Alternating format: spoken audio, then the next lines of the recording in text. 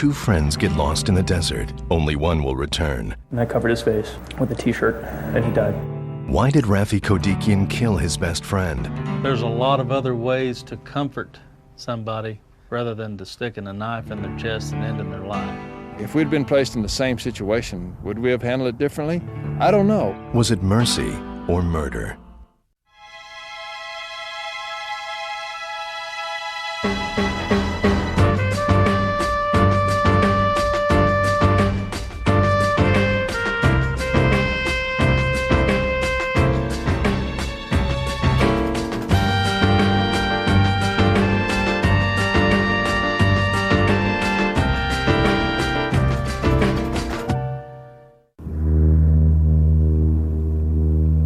The Chihuahua Desert in New Mexico has always tested the strength and resolve of the people who live in it. 400 years ago, Spanish settlers got lost here on the road to Santa Fe.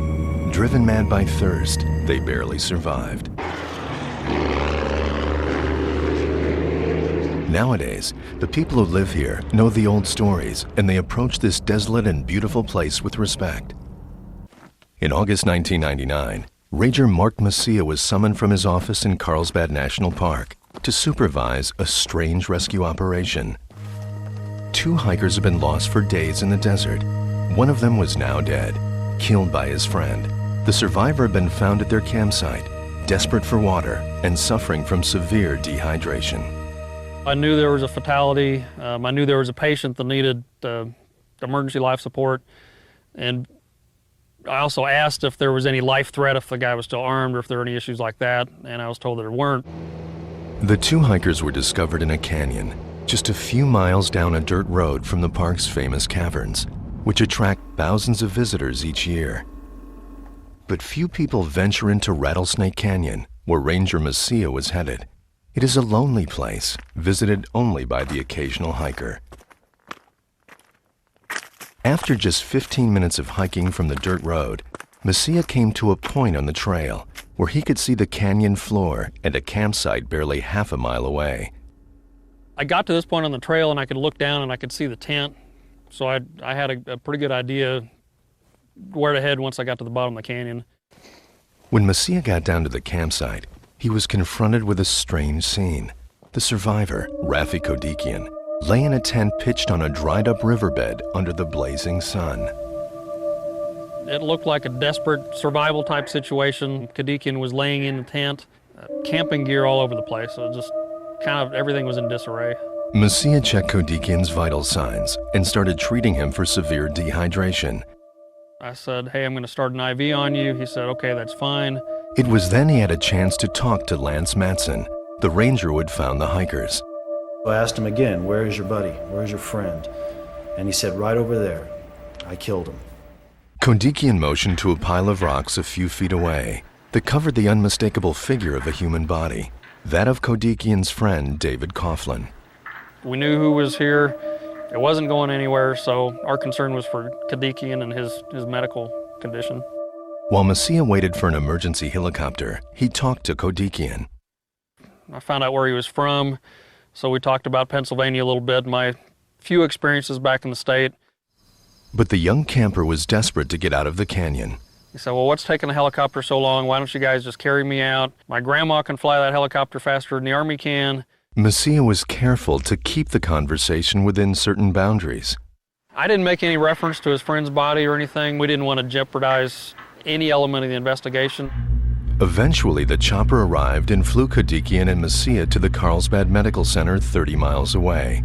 The local chief detective, Gary McCandless, was waiting for them. We met him as he came off the helicopter, in fact, just outside of the blade wash.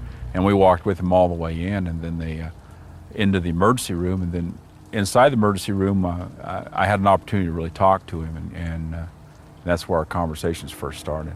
I think he was visibly upset. He had a very concerned look on his face. FBI agent John Andrews was with McCandless at the hospital. At first he wanted to speak to us, and then I think he reconsidered and said he wanted to speak to his father before he spoke to us. It was important for him to contact his father, and we said, well, that's fine. The FBI was involved because the incident had taken place in a national park where the federal government would have jurisdiction. Both investigators were keen to find out why Rafi Kodikian had killed his friend, and at first, he seemed anxious to tell them. Because of the circumstances, we had to advise him of his rights, and myself and Agent Andrews did that together. He wanted to talk to his friend's parents, too, to explain to them what happened. And then I asked him again, well, what did happen? He said, well, no, I better talk to my father first. And he said, well, Mark, what should I do? And I said, well, just, tell the truth and let's get this out in the open so we can deal with it regardless of the circumstances. It's going to be in everybody's best interest. And that was the last conversation that I had with him the last time I saw him until the sentencing hearing. In fact, it would be 9 months before any of the investigators heard Rafi's account of what had happened in Rattlesnake Canyon. By then, he was in court pleading guilty to murder. What I thought I was doing was keeping my friend from going through 12 to 24 hours of hell before he died. Kodikian would claim the murder was an act of mercy, that after 4 days lost in the desert suffering from severe dehydration, David had begged Rafi to end his life. I could have crawled out from under the tent and gotten away from him and just listened to his pain from a distance. Yeah, I could have done that. It's really captured the public's fascination. Jason Kirsten originally reported on the case for Maxim magazine and is now writing a book about it. If you concede that Rafi Kodikian did not kill David Coughlin in malice, then you're automatically forced to ask yourself, what would you do if you were in that situation? And I think the other reason is the abject tragedy of the fact that if Rafi hadn't killed David, he most likely would have lived. He reached up and he grabbed me right there. And he squeezed me hard, real hard. And he said, stop fucking around.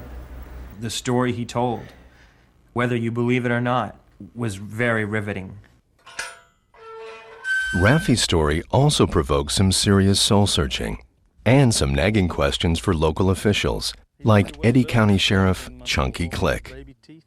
It changed my mind on a few things, maybe as to the way he was thinking or what his thoughts may have been, but it doesn't change the fact that he killed him.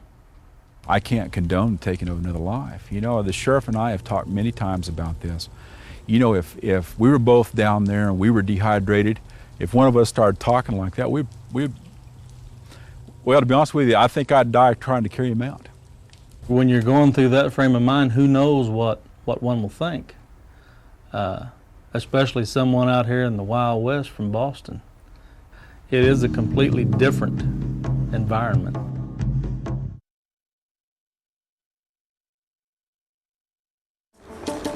When Rafi Kodikian and David Coughlin traveled into the Chihuahua Desert, they were a long way from Boston, Massachusetts, where they had lived and become friends. I've described Dave as the closest thing I have to a brother. Kirsten Swan, Rafi's girlfriend, had introduced the two men in 1996. Rafi at the time was attending Northeastern University in Boston, and Dave was at the University of Massachusetts at Amherst. They took to each other immediately. They were great friends, great friends. We'd go out in Boston on a Friday or Saturday night and shoot pool. That was probably what we did more than anything else. Go out and have a few beers, just hang out and relax. Rafi was both popular and sociable. He was always very considerate and thoughtful and loyal and loving type, and I sort of hoped he would be my son-in-law someday. Kirsten's mother, Catherine Swan. Rafi is a leader. He tends to gather people around him. We used to be amazed. We'd be walking in Boston, which is a fairly large city, and walking down the sidewalk, and people would just come up and say hello to him. It seemed like he knew all of Boston. After graduating with a degree in journalism, Rafi stayed in the Boston area. He wanted to become a writer and hero worship Jack Kerouac, who wrote the beat classic On the Road. But Rafi's first job out of college was less romantic, behind a desk at a financial company. I worked in the correspondence department. My job was to correspond with customers, explain legal requirements to them as far as their accounts went. He wanted to be a writer. That's what he was trained to do. And he was trying to figure out exactly where in that whole journalism community he wanted to be. And at the time, just before he left, he had been moving towards travel writing. Rafi had even published a couple of travel articles in the Boston